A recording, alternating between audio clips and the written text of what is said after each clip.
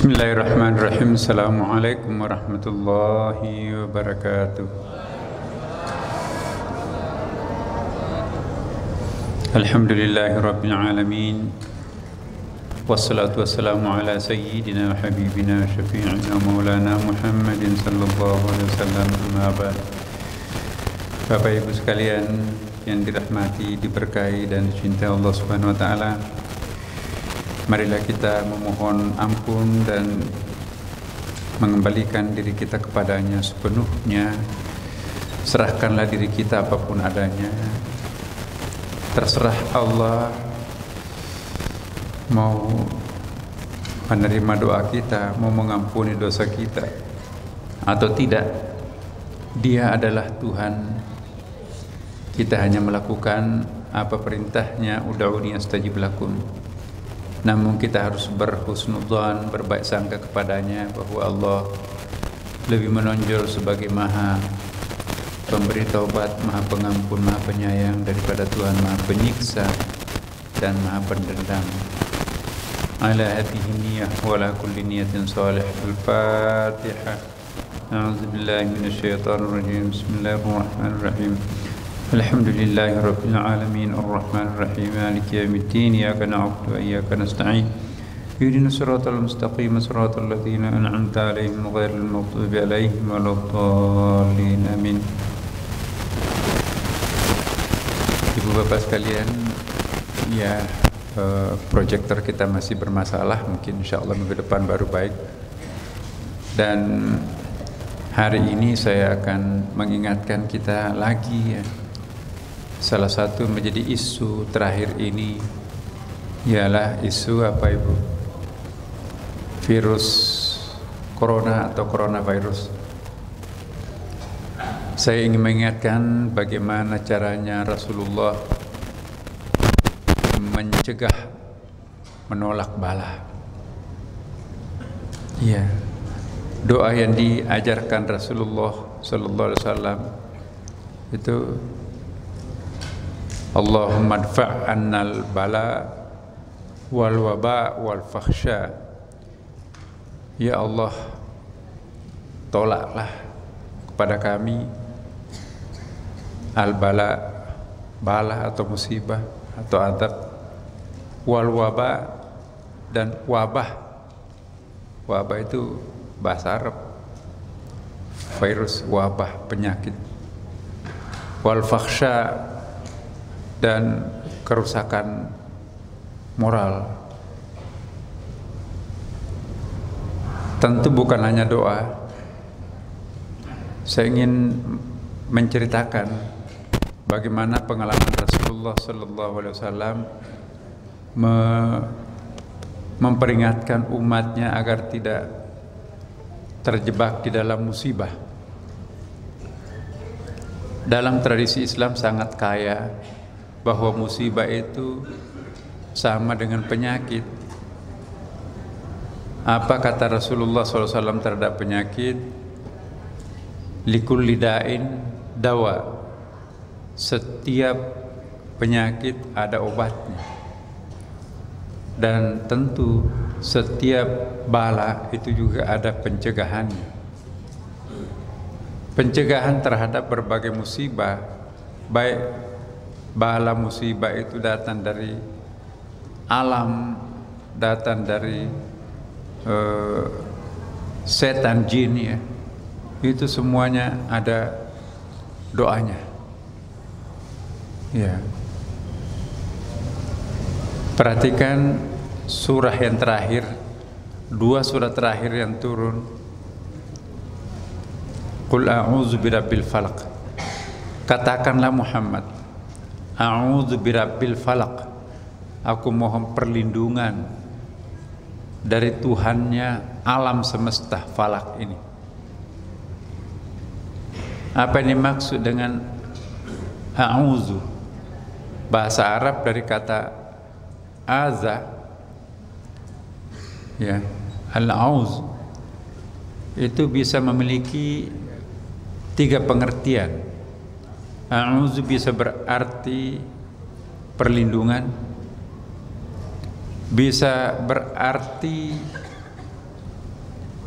eh, dempet ya, mendempet. Kalau kita pakai atau begini, kedekatan itu ya. Kalau kita berlindung dari sebuah pohon besar, ada tembakan dari depan yang kena tembakan pohon, ada baju besi, ada apa itu namanya tuh, pakaian anti peluru itu, rompi, ada rompi, memang rompi khusus tuh. Kalau rompi itu hanya ya kepala masih bisa kena kan. Dalam medan perang itu ada topi baja, rantai-rantainya itu sampai ke leher sini. Kemudian juga dadanya, bahkan sampai tangannya pun juga, kakinya ke bawah. Itu baju besi. Kita dilindungi. Ada lagi, kita mencemplungkan diri kita, memasukkan diri kita ke dalam sesuatu sehingga orang tidak melihat kita, orang tidak menyentuh kita. Nah, itu pengertiannya a'udzu. Ya, a'udzu billahi minasyaitonir rajim bisa berarti 3 hal. Bisa berarti aku mohon perlindungan kepadamu. Ya. Yang kedua bisa berarti aku serahkan diri ini kepadamu, ya Allah. Bisa juga berarti aku menempelkan diri kami kepadamu. Itu pengertian ta'awuz. A'udzu billahi minasyaitonir rajim. Ya. Dalam Al-Qur'an ada perintahnya itu. Wa idza qara'tal Qur'an fasta'id billahi minasyaitonir rajim. Itu ada dalam surah An-Naml. Apabila kalian membaca Quran, mohonlah perlindungan kepada Allah dari syaitan yang terkutuk. Dalam hadis juga ada, a'udzu bikalimatillahi tammah min syarri ma khalaq.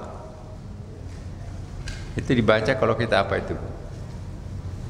Itu kalau tolak bala juga itu. Aku mohon perlindungan ya dengan kalimat yang sempurna. Apa yang dimaksud kalimat yang sempurna? Biasanya itu diartikan oleh ulama kita itu wirid-wirid langganan. Kita dulu pernah ada wirid asy-syifa di sini. Kan kalau kita baca semua wirid asy-syifa itu panjang. Jadi kita istilahkan a'udzu bikalimatillahi tammah. Kalimat-kalimat sempurna kita itu adalah wirid yang selama ini kita lakukan. Min syarri ma khalaqa, dari kejahatan yang engkau ciptakan. Virus itu juga dari Allah, syaitan itu dari Allah, gempa bumi itu juga dari Allah, musibah segala macam semuanya dari Allah. Nah, kalau kita berlindung dengan suatu kalimat yang tammah, kalimat khusus itu, maka insya Allah itu kita bisa terlindung. Kalaupun kena musibah, musibah yang paling enteng yang kena, tidak membinasakan. Ya. Jadi ini Bapak Ibu. Qul a'udzu birabbin nas, aku mohon perlindungan dari Tuhan manusia. Coba. Rasulullah juga memberikan satu strategi bagaimana menghadapi kalau terjadi epidemi. Apa yang dimaksud epidemi? Yaitu hadirnya sebuah wabah yang mematikan secara masif seperti coronavirus itu kan. Rasulullah dalam hadis Sahih Bukhari dan Muslim, dua periwayat hadis yang paling, kalau kita Ahlussunnah wal Jamaah ya, hadis yang paling sahih itu ialah hadis yang diriwayatkan oleh Imam Bukhari dan Muslim. Kalau Syiah, hadis yang diriwayatkan oleh imam Jadi kalau imamnya mereka itu yang meriwayatkan, itu hadis yang paling bagus. Tapi bagi kita yang Ahlussunnah wal Jamaah, bukan tergantung kepada person, tapi tergantung pada kriteria. Nah, kriteria yang paling disiplin, paling valid di dalam menyeleksi hadis itu ialah Imam Bukhari dan Muslim. Nah, hadis ini diriwayatkan oleh Imam Bukhari dan Muslim. Apa kata Rasulullah? Ya, barang siapa yang di antara kalian mengetahui ada wabah berkembang di dalam satu tempat, jangan mendatangi tempat itu.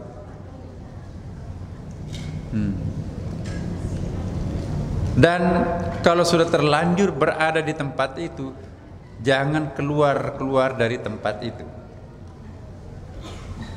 Jadi kan sama dengan petunjuknya WHO kan? Ya, WHO menginstruksikan kalau berkembang suatu virus jangan mengunjungi. Ya. Tapi kalau sudah terlanjur kita ada di sana, ya diblok. Jangan keluar karena itu bisa menularkan. Nah, ini. Ada lagi hadis Nabi yang lain. Firru minal juzami firaram minal asad. Larilah kalian kalau kamu menjumpai virus juzam. Apa itu namanya? Al-juzam itu sejenis penyakit kulit tapi yang bisa menular. Ya, ada yang mengartikan al-juzam itu dengan penyakit kusta atau lepra. Tapi kalau kita lihat dalam ilmu kedokteran, lepra atau penyakit kusta itu sebetulnya prinsipnya tidak menular kecuali kalau bersentuhan dengan luka gitu ya. Kalau hanya biasa ya, tidak terbang kuman-kumannya terus kita hirup masuk kita jadi penyakit lepra juga enggak.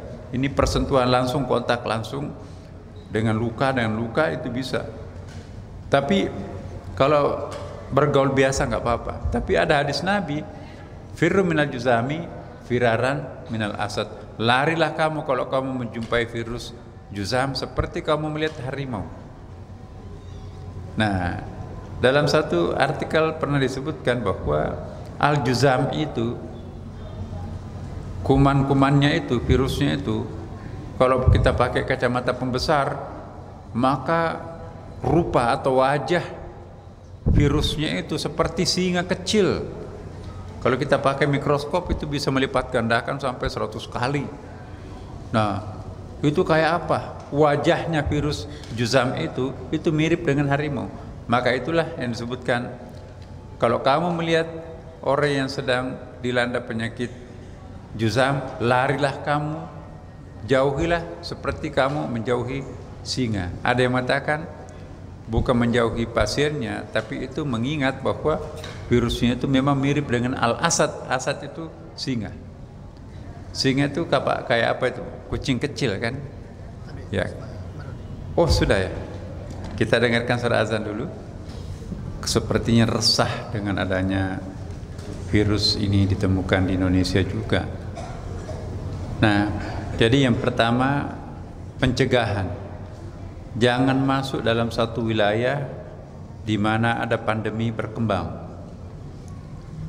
Dan kalau sudah terlanjur masuk di dalamnya, jangan keluar. Ya, yang kedua, usahakan memproteksi diri, jangan mendekati, jangan bersentuhan apalagi ya kan dengan sumber virus itu. Ya. Dan yang ketiga adalah kita diminta untuk memperkuat daya tahan. Nah, ini saya ingin perkenalkan kepada Bapak Ibu sekalian. Di dalam hadis Nabi, ya, ada 3 kekuatan daya tahan yang harus dibangun dalam diri kita. Pertama, memperkuat daya tahan tubuh. Yang kedua, memperkuat daya tahan mental. Dan yang ketiga, memperkuat daya tahan spiritual. Kementerian Kesehatan itu hanya satu, memperkuat daya tahan tubuh. Nah, Padahal 14,5 abad yang silam, jadi 1450 tahun yang lampau, Rasulullah sudah menganjurkan kita untuk melakukan langkah-langkah pencegahan terhadap bahaya virus epidemi itu. Caranya perkuat daya tahan tubuh. Nabi tidak henti-hentinya meminta kepada sahabatnya untuk mempertahankan daya tahan tubuh. Caranya mempertahankan daya tahan tubuh ialah olahraga. Olahraganya Rasulullah itu apa? Itu ada 4 yang dianjurkan. Ada satu paket hadisnya itu alimu auladakum, ajarilah anak-anak kalian itu, satu, naik kuda. Olahraga naik kuda itu Nabi itu sangat terampil tuh, turun naik kuda itu. Ya, itu keterampilan di samping olahraga. Yang kedua, ajari anak-anak kalian itu memanah. Olahraga panahan kan? Itu olahraga Nabi itu. Ada latihan fokus, konsentrasi, otot juga, seiring antara fokus perhatian dan juga otot badan, terutama otot di tangan dan dada. Yang ketiga, ajarilah anak kalian itu untuk berenang. Kalau berenang itu olahraga yang paling seluruh anggota badan kita itu ikut aktif. Dari ujung ke ujung semuanya aktif kalau kita berenang. Karena kalau nggak aktif semuanya tenggelam kita kan. Ya. Jadi kalau kita nak sepeda, yang aktif itu paha ke bawah. Jadi kalau kita sport, itu yang aktif tangan, paling dada, bahu. Nah, kalau panah hanya tangan. Tapi kalau berenang semuanya. Dan ada satu lagi riwayat yang terpisah. Ajari anak kalian untuk memanjat. Manjat pohon, manjat gunung, tebing dan seterusnya. Jadi 4 olahraga ini punya kekuatan simbolik. Kuda itu kan, kudanya itu lari ke depan kan, nggak ada kuda lari mundur. Ya, panah itu arahnya ujung busur panahnya itu ke depan. Ya kan? Berenang pasti kita ke depan.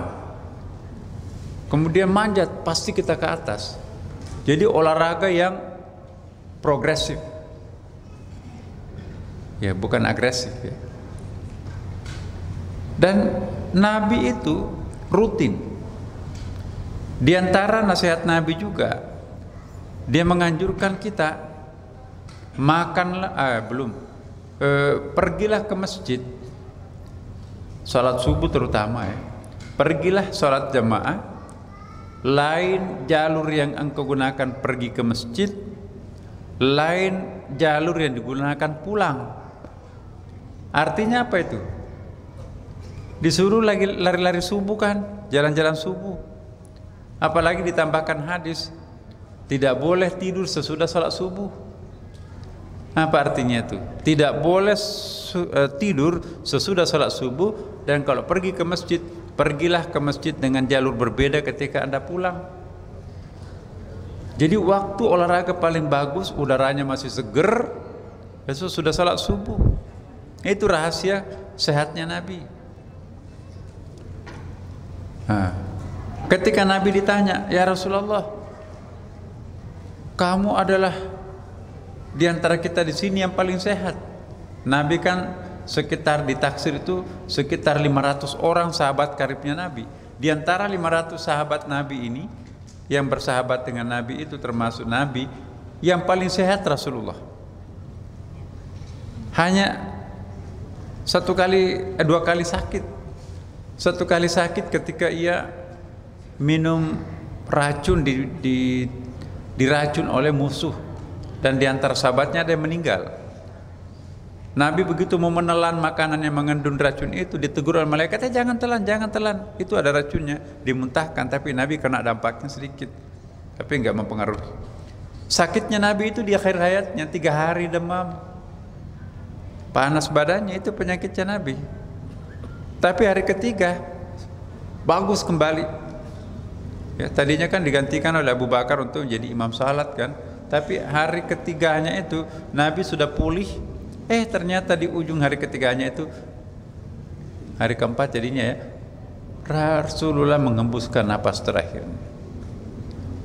Ketika Nabi sedang sehat-sehatnya, yang lainnya sering sakit, pergantian musim sakit, wabah menular sakit, Nabi nggak pernah sakit.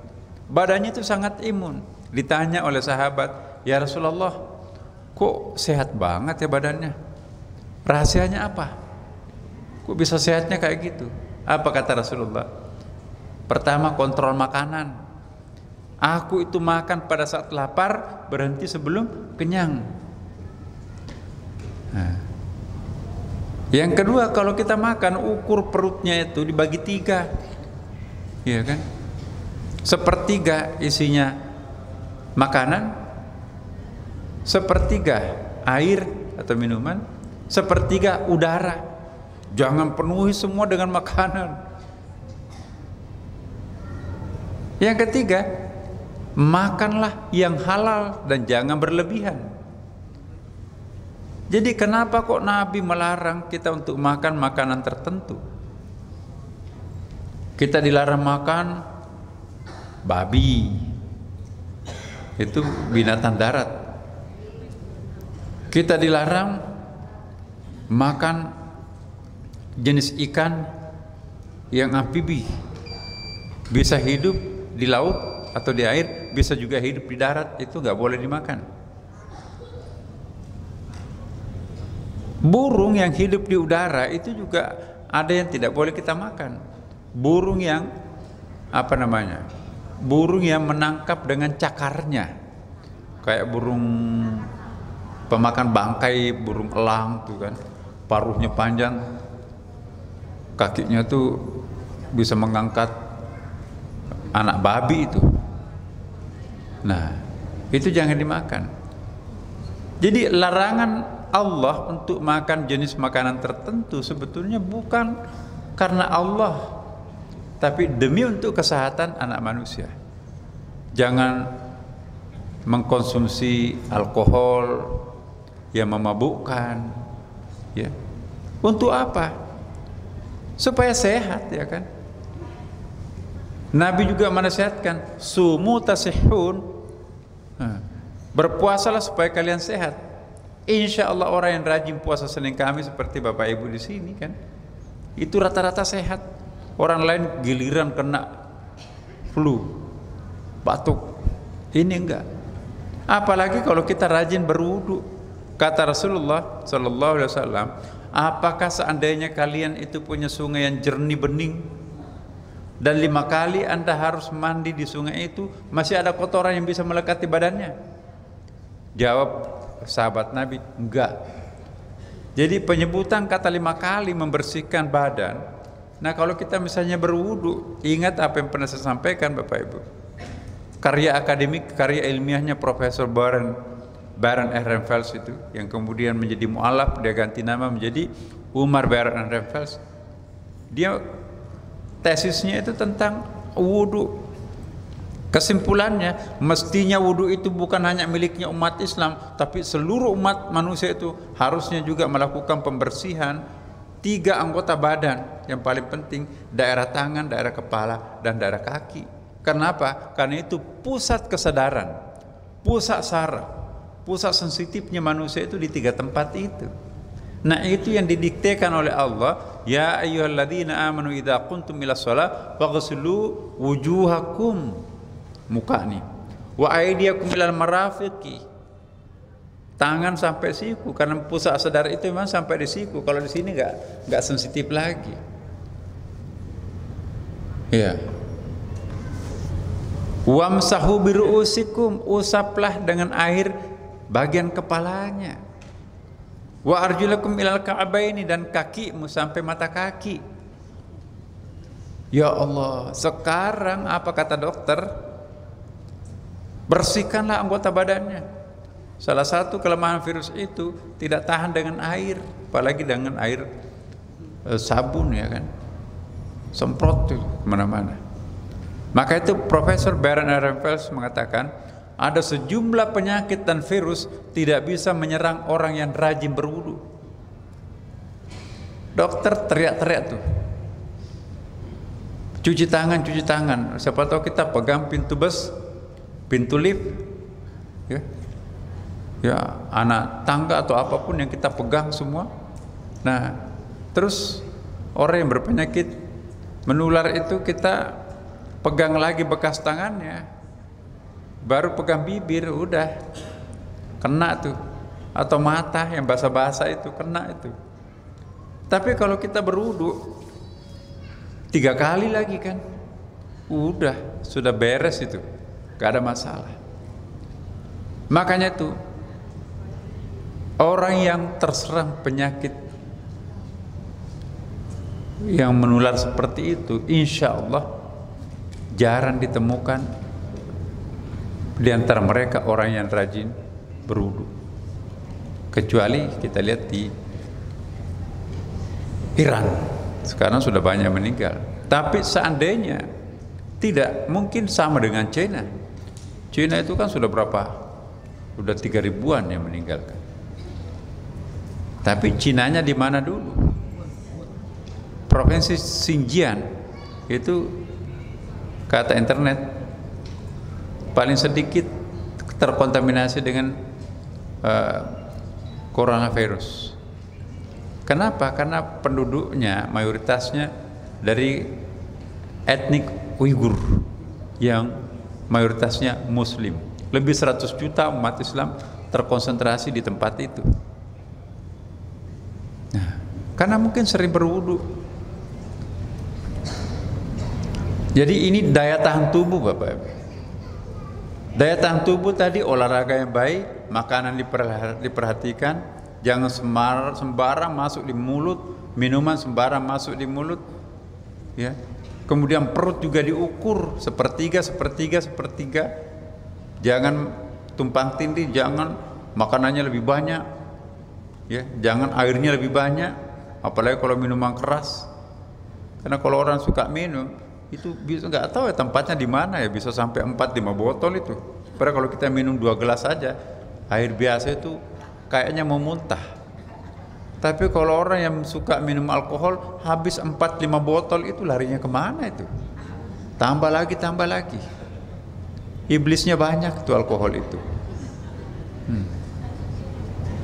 Apalagi sistem proteksi yang diajarkan Rasulullah. Jadi saya ulangi sekali lagi Bapak Ibu, ini tidak sistematis ini. Ini sebetulnya ada di sini tapi nggak bisa muncul di ini. Pertama, saya ingatkan, jauhi tempat sumber virus. Umar gak jadi berangkat ke suatu tempat karena di situ ada berkembang virus. Dari mana dapat informasi? Dari Nabi. Nabi melarang kita berkunjung di daerah tempat virus. Kalau sudah terlanjur ada virus, jangan keluar di tempat itu. Karantina dirinya di situ. Yang kedua, olahraga. Olahraganya Nabi apa? Jalan-jalan subuh, memanah, naik kuda, berenang, manjat. Ya. Apalagi olahraganya Nabi. Olahraga profesionalnya Nabi itu gulat. Saya pernah sampaikan kan sebuah hadis. Juara bertahan namanya Rukana bin Abi Yazid di Mekah itu. Mulut besar kepala yang nggak pernah bertahun-tahun nggak ada yang berani menantang karena sehatnya Nabi pada waktu itu. Ya Rasulullah, kamu kan nggak pernah sakit, badannya kuat, lincah, mau nggak menantang si Rukana bin Abi Yazid? Boleh. Akhirnya diumumkan, dibangunkanlah ring kayak ring tinju itu, diundang semua para pegulat profesional untuk nonton. Pertunjukannya di samping Ka'bah. Yurinya datang. Ronde pertama gak ada saling mengalahkan. Walaupun orang cemas kepada Nabi, karena Nabi itu bukan kerdil tapi berdampingan dengan Yazid. Itu tadi Rukana bin Abi Yazid itu bisa, Nabi Muhammad bisa masuk karena itu badannya kayak raksasa itu. Ronde kedua, satu yang lincah, satu yang kuat. Didorong sedikit pun nggak mau bergeming. Kenapa? Karena saking beratnya.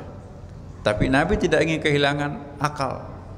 Dia cari titik-titik lemah musuhnya. Ronde ketiga, satu kali lengah Rukana bin Abi Yazid itu akhirnya terjatuh sampai dikampaskan, ya, kedengaran suaranya di sekitar Ka'bah. Apa itu? Apa itu yang bunyi itu? Rukana dikampaskan. Yuri hitung 1, 2, 3, 4, kira-kira seperti petinju sekarang. Sampai hitungan ditunjukkan, gimana? Masih mau melawan? Saya tidak sanggup. Tenaga apa yang dilakukan, tenaga apa yang ditampilkan anak muda itu, sampai seluruh tulang-tulang saya remuk perasaannya gitu. Udah. Jadi sabuk kemenangan itu diambil oleh Nabi pada ronde ketiga, KO dia kan. Tahun berikutnya diajak lagi, mau nggak mengambil sabuk kemenangannya? Selama anak muda itu masih dia, saya tidak akan nantang. Jadi sabuk kemenangan juara bertahan itu sampai Rasulullah wafat nggak ada yang ngambil. Nabi itu atletis, mimpin peperangan, waduh jagoan tuh, berhadapan dengan beberapa musuh sendirian. Dan dalam riwayat itu kan Nabi pernah membunuh 2 orang dalam medan perang. Tapi kenapa? Karena dia dalam keadaan kesulitan, terpaksa dia bunuh. Nah, tapi kalau Nabi mau membunuh, banyak sekali yang bisa dibunuh. Tapi dia kasih apa ya, semacam dibikin taubat aja, dibikin jerah, dilumpuhkan tapi tidak dimatikan, kecuali yang 2 orang itu memang sudah melampaui batas. Di samping itu Nabi sistem proteksinya juga adalah pengaturan makanan dan minuman seperti tadi. Kemudian juga Nabi mengatur tidur. Ada sahabat Nabi, alhamdulillah ya Rasulullah, saya nggak pernah tidur malam lagi. Ngapain? Beribadah terus, salat terus. Hei, saya ini Nabi dan saya ini Rasul, tapi saya masih tetap memberikan hak mata saya untuk istirahat. Jangan habiskan malam-malamnya untuk sholat melulu. Nah, itu artinya apa? Ibadah sih ibadah, tapi jangan melampaui batas. Ada ayatnya kan? 2 ayat di dalam Al-Quran melarang kita itu melakukan al-ghulu. Al-ghulu itu beribadah melampaui batas. Dia paksa kejar target 1000 rakaat semalam, bukan main, dia nggak pernah istirahat. Nggak boleh seperti itu. Ada sahabat, ya Rasulullah saya nggak pernah makan siang lagi. Kenapa? Puasa daim terus menerus. Hei, saya ini Nabi, saya Rasul, tapi tetap makan siang juga hari-hari tertentu. Kalau mau ya hari Senin Kamis atau puasa Daud itu boleh. Tapi kalau setiap hari jangan. Ada lagi, ya Rasulullah sudah lama saya tidak pernah berhubungan dengan istri saya. Kenapa? Saya beribadah terus. Hei, saya Nabi, saya Rasul, memberikan hak terhadap istri saya. Jadi caranya Nabi itu seperti itu. Karena kalau orang tidak pernah melakukan hubungan suami istri, itu mumet kepalanya itu, dan itu bisa berpengaruh kepada persoalan-persoalan psikologis, rumah tanggaan dan seterusnya. Ya, maka itu ada hadis Nabi kan, itu benar hadis itu. Barang siapa yang menolak suaminya itu akan dikutuk oleh malaikat. Tapi juga dalam kondisi normal, kalau istrinya sakit mau maksain, nggak ada malaikat yang mengutuk itu kan. Itu egois itu, nggak boleh seperti itu. Tapi dalam situasi normal. Nah, ini caranya Nabi memproteksi berbagai macam jenis penyakit dengan cara memperkuat daya tahan tubuh. Kalau dia banyak makan siang, makan malamnya dikurangi. Kalau dia banyak makan malam, sarapan paginya dibatasi dan seterusnya. Kalau kita mumpung ada, apalagi prasmanan gratis, gak pernah ketemu di rumah seperti itu, bukan main itu. Seolah-olah makan untuk 2 hari akan datang. Nah, Nabi juga mengatakan makanlah pada saat lapar, berhenti sebelum kenyang. Kenapa? Karena kalau orang kekenyangan, Bapak Ibu, orang kekenyangan dia nggak mungkin khusyuk. Kenapa? Ngantuk. Tapi juga jangan kelaparan. Kenapa? Nggak bisa khusyuk. Kenapa? Gemetar. ya kan? Posisi badan yang paling sehat itu ketika kita tidak terlalu kenyang dan juga tidak terlalu lapar. Dan yang selanjutnya kata Rasulullah, sumu tasihun, berpuasalah kalian supaya sehat. Jadi kalau orang rajin berpuasa, insya Allah daya tahan tubuhnya itu kuat. Nah, coba jamaah kita di sini yang rajin Senin Kamis, yang sudah berumur 60-70 tahun, coba lebih banyak mana sahabatnya yang masih hidup atau sudah mendahului? Ibu Gatam mana? Ibunda kita datang, salam saya kepada Bu Gatam.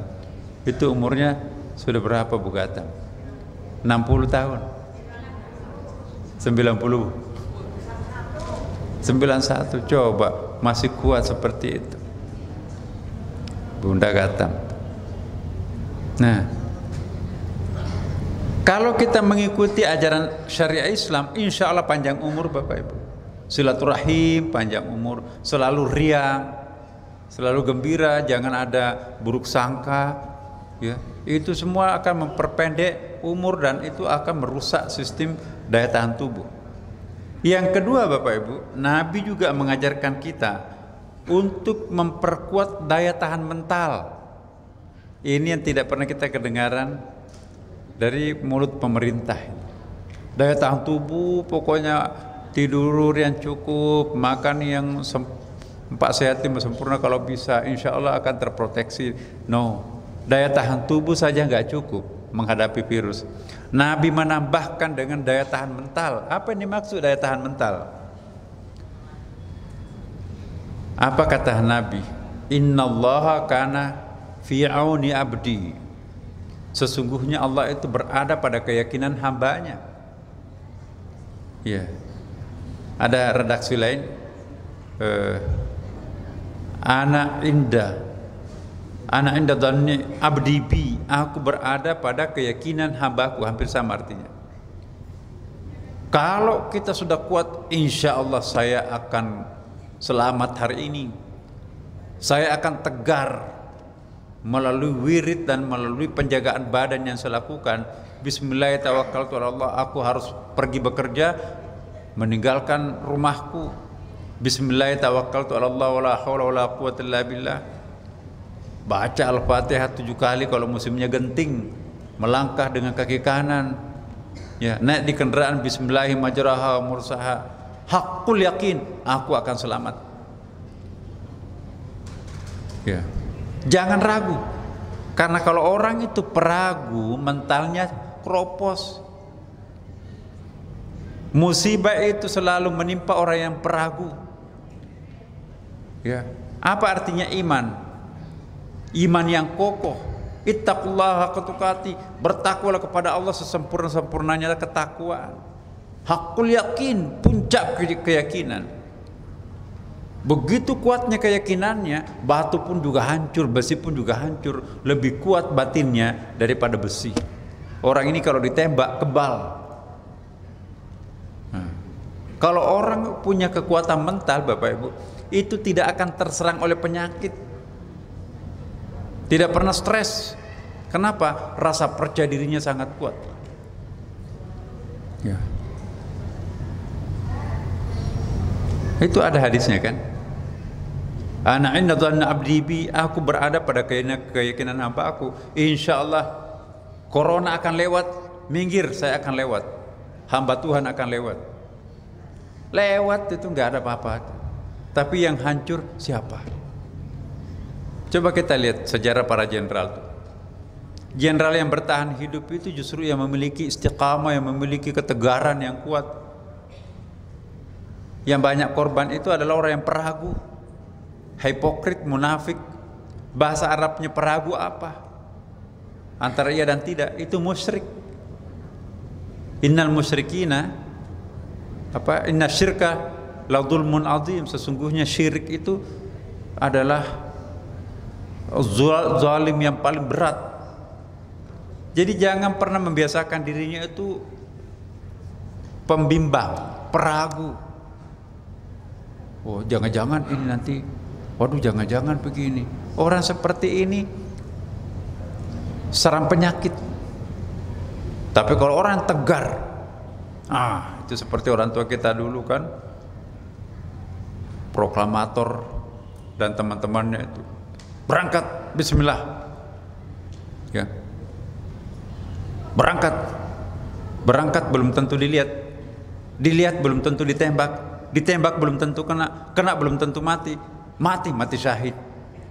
Ayo, nggak ada ragunya tuh orang seperti itu. Ya, berangkat belum tentu dilihat musuh belum tentu ditembak belum tentu kena belum tentu mati syahid. Takut nggak? Enggak. Tapi orang yang kayak sahabat Nabi yang munafik itu, Abdullah bin Abi Salul itu, wah, sebelum terjadi perang, ayo teriak-teriak tuh, Allahu Akbar, ya segala macam lah. Begitu turun ke medan perang, minta izin, istri saya sakit ya Rasulullah, anak saya kurang sehat, orang tua saya tidak bisa saya tinggalkan. Ya, besar mulutnya tapi minta izin pertama, nggak jadi ikut perang. Kalaupun ikut perang dia paling belakang tuh. Tapi begitu terjadi kemenangan peperangan, dia pertama mengambil harta rampasan, fai' dan ganimah. Itu munafik. Orang seperti ini paling banyak korban. Coba kita lihat, jenderal yang selamat itu biasanya jenderal yang tegar. Kenapa? Dikawal oleh malaikat. Malaikat selalu mengawal orang-orang yang hakul yakin. Kalau orang peragu, enggak, malaikat pun enggak mau dekat. Ini pengecut nih, besar mulutnya. Ya. Jadi mental kita harus diperkokoh, di samping daya tahan tubuh, Bapak Ibu. Insya Allah daya tahan tubuh saya sudah oke. Tapi mental saya juga nggak boleh down. Down itu apa itu? Jatuh. Sekalipun daya tahan tubuh kita itu kuat, tapi kalau mental kita itu kropos, justru orang ragu itu langganan penyakit. Kenapa nggak ke kantor? Aku flu. Semakin menggila tuh flu-nya tuh, semakin tambah batuk. Tapi yang flu sedikit tetap ke kantor, tetap tegar. Ini mah bukan penyakit flu. Ini rutin setiap musim ini. Jalan terus, lupa kalau dia itu flu. Sehat ya. Kenapa? Ototnya bergerak. Tapi kalau orang yang memanjakan penyakit, itu akan memberikan kursi empuk penyakit itu di dalam badannya kan. Jadi Nabi membekali umatnya, mental juga harus kuat di samping apa? Di samping badan. Dan yang lain, Bapak Ibu sekalian, ada lagi satu, daya tahan. Daya tahan spiritual. Apa bedanya mental dan spiritual? Mental dan badan itu wilayah manusia, internalnya manusia. Tapi kalau daya tahan spiritualnya itu dari luar diri, dari luar kendali manusia.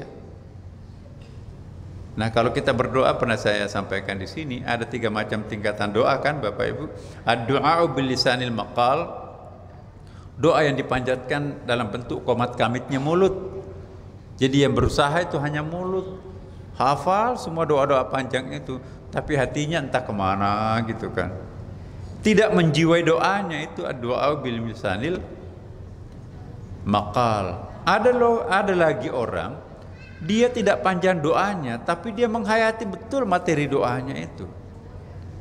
Ya, dia menghayati betul. Insya Allah, saya kok yakin kayaknya Allah menerima doa saya. Kenapa? Hati saya yang menangis memohon kepada Allah, batin saya yang menjerit memohon kepada Allah. Ya, kata ulama, ad-du'a bil lisanil hal afsahu min ad-du'a bil lisanil maqal. Doa yang dipanjatkan dengan kekuatan batin itu lebih kuat daripada doa yang qomat kamit mulut. Ya. Doa yang ketiga, ad-du'a bil lisanil isti'dad. Ini yang paling ampuh nih. Bukan lagi sekedar qomat kamit, bukan sekedar menjiwai doa yang diucapkan, tapi dia pastikan dalam hatinya, insya Allah aku siap untuk menerima kenyataan seperti yang aku asumsikan. Insya Allah akan lewat virus itu. Aku yakin di sini. Tapi itu bukan nekat. Ada orang yang nekat itu kalau tidak memenuhi persyaratannya. Kalau sudah penuhi persyaratannya, daya tahan tubuh bagus, mentalnya juga kuat, serahkan dirinya kepada Allah. Seperti kata Al-Quran kan, faiza azamta fatawakkal 'ala Allah, innallaha yuhibbul mutawakkilin. Kalau kamu sudah berupaya secara maksimum, serahkan dirinya kepada Allah Subhanahu wa taala. Kalau kita sudah serahkan diri kita kepada Allah, seperti kita masuk dalam kapsul. Dari manapun serangan, dari depan, dari belakang, dari kanan, kiri, atas, bawah, nggak bisa menyentuh kita. Kenapa? Karena kita masuk dalam kapsul proteksi Tuhan, divine protection. Itulah ad-du'a'u bil lisanil istidad. Inilah yang melahirkan mukjizat, karamah. Ya. Itu tadi, kalau orang sudah kokoh pendiriannya, pergi. Ya. Maju belum tentu dilihat musuh belum tentu ditembak belum tentu meletus belum tentu kena belum tentu mati syahid, dijemput bidadari, dijemput surga, dijemput tanpa pemeriksaan. Enaknya seperti itu. Hidup ini terang tuh. Tapi kalau orang peragu, lebih panjang umurnya orang yang kokoh pendiriannya daripada orang yang peragu. Ya. Orang yang suka ragu nggak pernah jadi elit. Orang yang suka bimbang nggak pernah jadi tokoh masyarakat.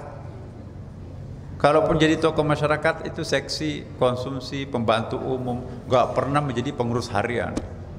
Dia di seksi-seksi di situ. Tokoh masyarakat itu ialah orang yang mengkombinasikan. Di situ ada jihadnya secara fisik, di situ ada ijtihadnya, nalarnya jalan, di situ ada mujahadahnya, batinnya yang kokoh. Jadi jihad, ijtihad, mujahadah. Itulah orang-orang yang hebat itu. Jadi Bapak Ibu sekalian, jangan panik. Orang panik itu adalah orang peragu. Orang peragu itu musyrik. Orang musyrik itu langganan penderitaan dunia akhirat lagi kan. Ya. Coba tidak sedikit di antara jamaah kita, nanti malam kita ke pengajian. Apa dalam pikirannya? Paling Pak Nasr nggak datang. Ya. Yang kedua, ini hujan, ini mendung. Iya kan? Yang ketiga, ini uangnya pas-pasan. Tuh hidup besok ini. Yang keempat, capek ini. Yang kelima kebetulan agak-agak meriang sedikit. Udah gak jadi. Dapat apa orang kayak gini? Tapi kalau orang seperti ibu dan bapak, semuanya itu terpenuhi tadi apa yang disampaikan itu. No, aku harus pergi apapun. Kalau perlu jalan kaki, jalan kaki. Mbak mau kemana? Ke Masjid Sunda Kelapa. Oh sama, ayo naik di situ. Jadi kalau keyakinan ini bekerja, la tahzan innallaha ma'ana.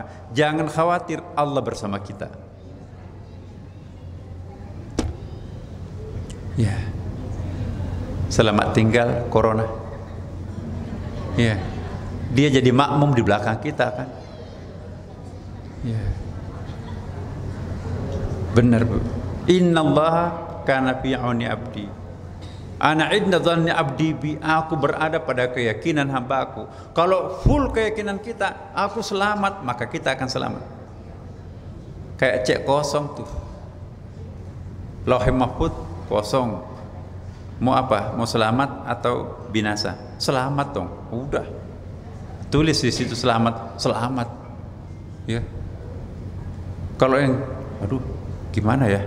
Gimana ya? Ragu. Oh, kamu peragu, kamu kena. Pada umumnya orang yang kena musibah itu adalah orang yang peragu. Pengalaman Bapak Ibu kan, lihat di sekitarnya. Orang yang nggak punya pendirian, Iya, dia ke satu menjadi orang satu, dia ke nomor dua menjadi orang nomor dua. Kalau ada nomor tiga jadi nomor tiga. Nggak ada aslinya.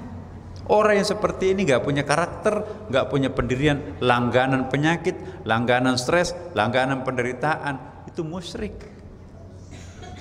Kenapa Allah melarang kita musyrik?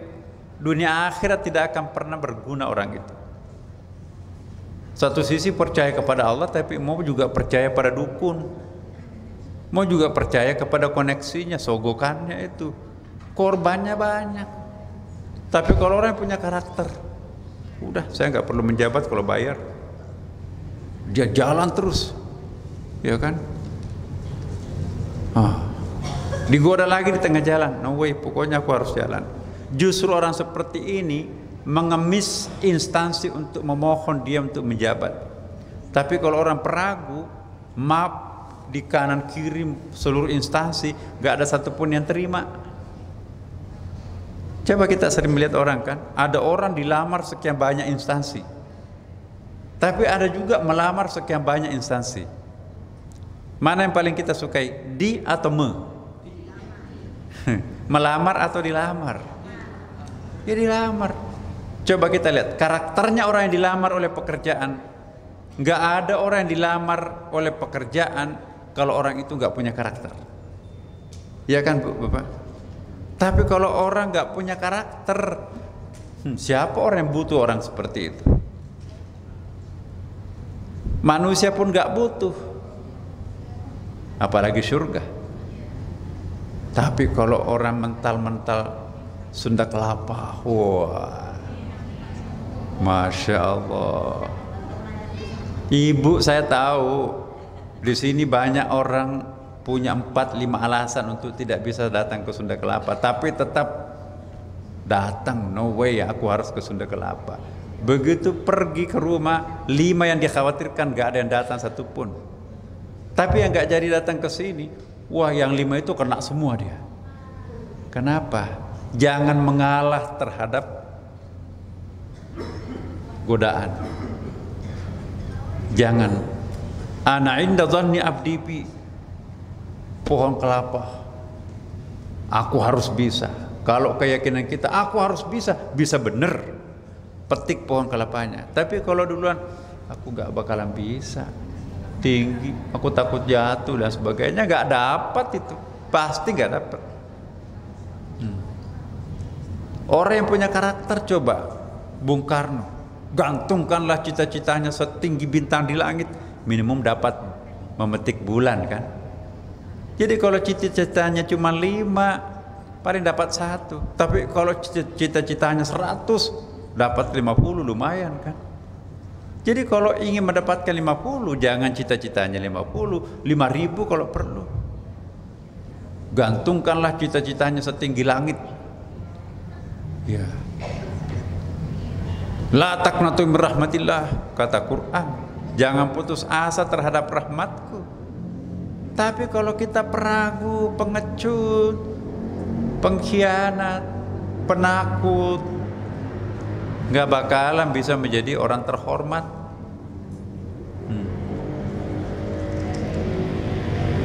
Siapa yang terhormat di dalam Al-Quran? Ialah orang yang punya karakter. Tapi kalau orang nggak punya karakter, pasti akan menjadi orang awam. Ya. Maka itu yang datang di kesempatan ini, Ibu Bapak, mohon maaf, sadar atau tidak sadar, itu sebetulnya sudah menjadi idola keluarga, idola tetangga, idola masyarakat. Aku juga pingin tuh, tapi kok nggak bisa ya? Memang nggak mau. Orang yang bisa seperti Ibu dan Bapak itu adalah orang yang harus membunuh keraguan. Selama keraguan itu bersarang dalam diri setiap diri orang, nggak akan bakalan dapat apa-apa pun. Aku harus bisa, insya Allah. Tapi harus ada insya Allahnya. Kalau enggak, itu sombong tuh. Ya, Al-Quran mengajarkan kita seperti itu. Beroptimisme tapi tetap ada kata insya Allah. Apa artinya insya Allah? In artinya, pernah saya jelaskan kan, bukan idza sya'allah, bukan law sya'allah. Kenapa insya Allah? Itu 50-50%. Itu ungkapan tawadhu. Orang yang mengucapkan insya Allah itu tawadhu tapi sportif. Kenapa bukan idza sya'allah? Seolah-olah kita maksa Tuhan. Pasti Tuhan menghendaki apa yang saya mauin. No. Kita ini hamba, Allah itu Tuhan. Jangan dibalik, kita Tuhan, memerintah Tuhan kayak pembantu. Itu idza sya'allah. Tapi juga jangan law sya'allah, itu pemustahilan. Aku nggak bakalan bisa. Bukan aku yang mau dikasihani Tuhan.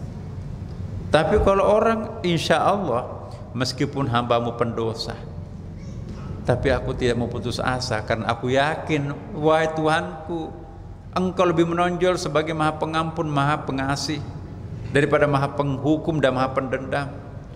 Hambamu memang hina, tapi aku juga yakin Engkau Maha Penerima taubat.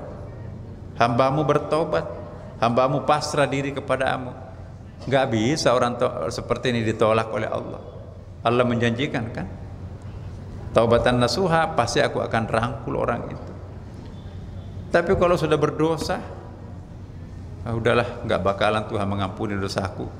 Aku cemplungkan aja berlumuran dosa, berlumpur dalam dosa, biarin aja. Memang nasibnya neraka itu. Tapi kalau orang sekalipun berdosa, sesering apapun aku berdosa, sesering itu pun aku juga akan taubatan nasuha. Innallaha yuhibbut tawwabin, sesungguhnya Allah mencintai orang yang bolak-balik bertaubat. Hadis Nabi, aku lebih mencintai, ya, kata Allah, Allah lebih mencintai jeritan tobatnya para pendosa daripada gemuruh tasbihnya para ulama. Ini hadis. Gemuruh tasbih para ulama itu pekerjaannya. Tapi kalau penjahat yang menjerit taubat kepada Allah, itu dahsyat luar biasa. Maka itu Allah mengatakan, Nabi mengatakan dalam hadisnya, Allah lebih merdu mendengarkan jeritan taubatnya para penjahat daripada gemuruh tasbihnya para ulama. Jadi kenapa harus takut? Jangan takut, jangan ragu. Karena itu melawan penyakit corona ini ada 3 kekuatan yang harus kita pertahankan, Bapak Ibu. Daya tahan tubuh otomatis. Yang kedua, daya tahan mental. Jangan panik lah. Contoh orang panik itu dia borong semua itu. Supermarket itu beli seperti mau kiamat besok itu. Masya Allah. Itu seperti nggak punya Tuhan. Iya kan? Borong apa itu sini? Oh, harganya sudah berlipat-lipat ganda masih diboyong. Itu dia mau pakai 5 tahun itu. Padahal bulan depan sudah ada antivirusnya, ada obatnya. Jadi diapain lagi nanti itu? Jangan panik lah. Orang panik itu langganan musibah. Ya, orang panik itu matanya buta. Ada hadis Nabi kan? Ini hadis nih. Idza ja'al bala'u umyal basar. Apabila musibah itu datang, maka mata itu buta. Ini hadis Nabi ini. Orang panik itu kejedot di sini. Kenapa bengkak mukanya, kejedot? Kenapa aku nggak lihat? Matanya 2 masa nggak lihat? Kenapa? Dia panik. Tapi kalau nggak panik, ada banjir, panik, ayo segala macam lah, sampai telanjang gitu. Jangan panik ya. Pak, ini banjir udah sebentar lagi tuh menggulung mbaknya. Tunggu dulu, aku belum pakai baju. Pakai bajunya ya. Apalagi? Oh tunggu, aku belum pakai. Banjir, tunggu dulu ya, minggir dulu, saya belum pakai kerudung. Minggir itu. Banyak keajaiban Bapak Ibu. Percayalah, orang yang paling tangguh pendiriannya itu bayi. Dia nggak punya pemikiran bimbang. Orang yang bimbang itu karena orang sudah didikte oleh akalnya, belum didikte oleh keyakinannya. Makanya itu sering kita mendengarkan kecelakaan massal itu justru yang selamat bayi. Perahu tenggelam, yang selamat bayi. Kok kenapa bayi itu selamat? Dikerumuni malaikat. Kamu jangan tenggelam, naik di atas kasur ini. Itu ada kisahnya kan? Di apa itu novelnya sangat bagus ya, tapi ini juga muncul dalam agama Kristen ya. Ibnu tunggu dulu, ada nama, pokoknya novelnya sangat terkenal, bukan novel tapi ini dianggap memang pernah kejadian, yaitu Ibnu Tufail. Satu perahu, karam perahunya, bayi itu yang selamat, satu-satunya bayi dan satu-satunya yang selamat itu. Tanah apa bayi itu, lalu terdamparlah dia di pulau kecil. Pulau kecil nggak ada manusianya, yang ada binatang, termasuk binatang buas. Dia dipelihara oleh binatang buas sampai dia umur 40 tahunan. Ya, dia menggunakan kecerdasan internalnya, pikirannya, batinnya. Lalu apa yang terjadi?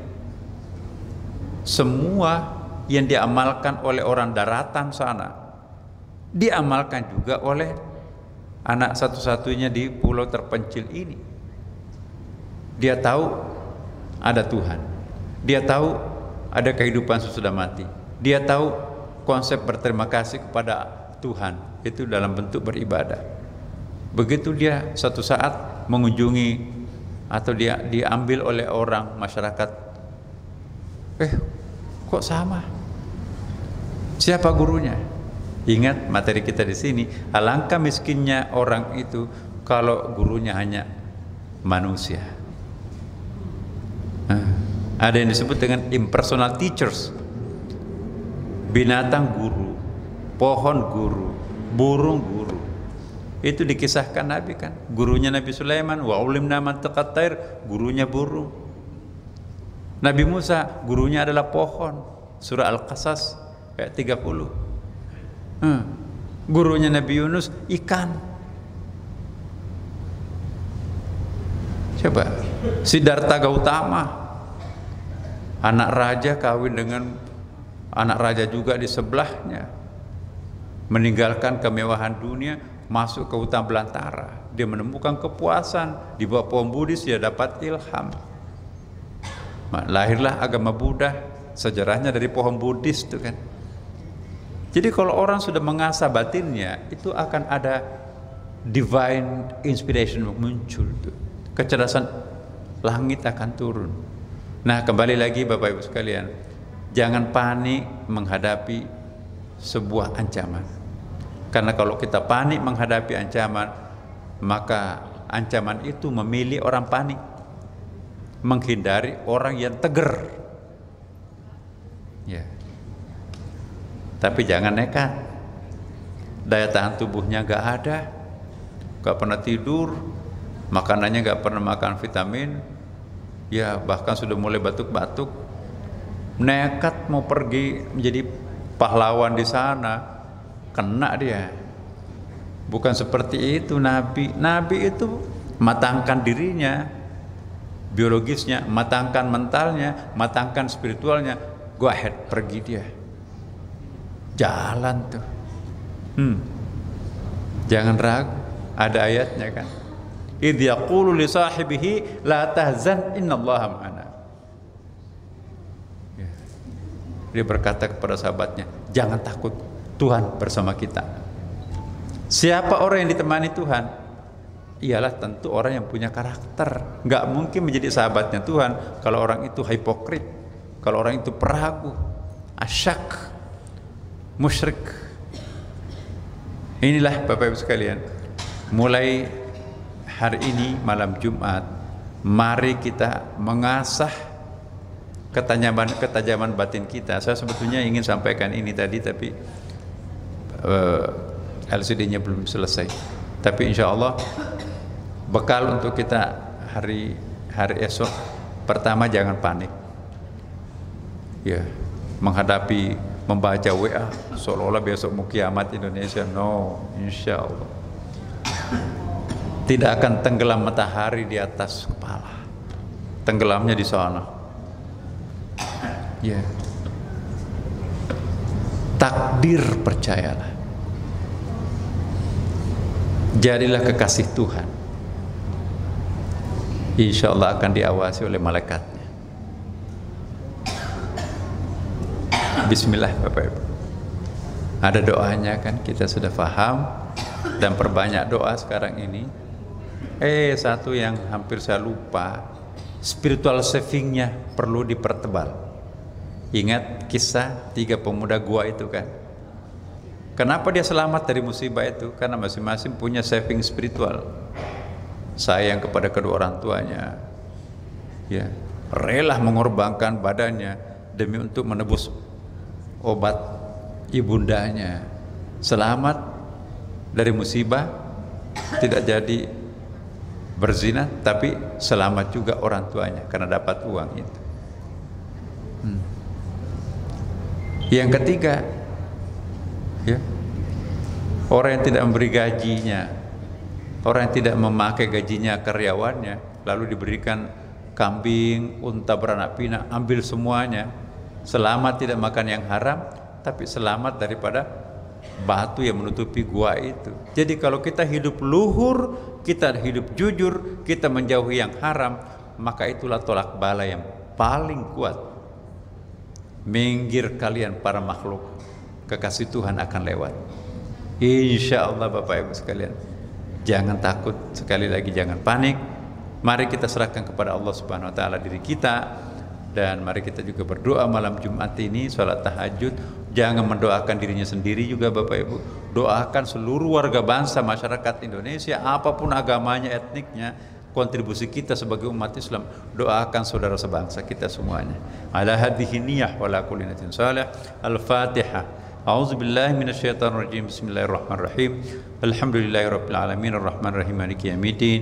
Iyyaka na'budu wa iyyaka nasta'in. Ihdinas siratal mustaqim, siratal ladzina an'amta 'alaihim ghairil maghdubi 'alaihim waladdallin. Wassalamualaikum warahmatullahi wabarakatuh.